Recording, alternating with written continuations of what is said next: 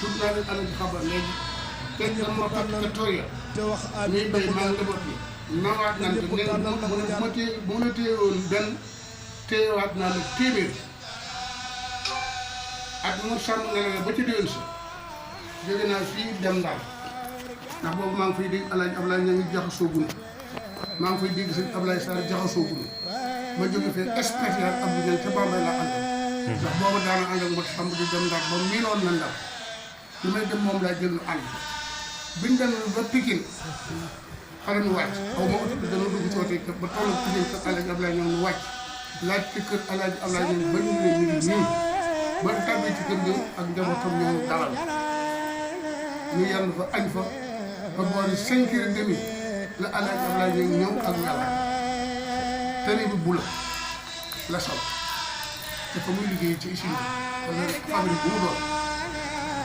mu wàcc ak welo jékku lu nu la ne ci takk sanga mu teral nu la mu man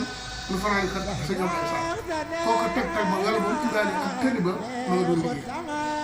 da doon liggéey di liggéey ba xëy day ne ko mën a toog boole liggéey bi ak jàng mu door ko teg waaye fii mu ne gone yi li ma gis benn tur képp ngay jàng liggéey ci mel bu ak kol kaala fekk ko sa kaw di wëndeelu mën nga koo def dara waaw kii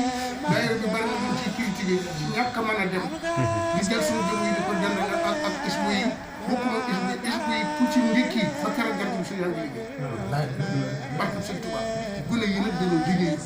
moo tax daayira bi bari na fi ngeen di bëgg a yeggale dafa yàgg koo ci bettoon ne ko jox ko ñaar ci wér boobu du la ko jox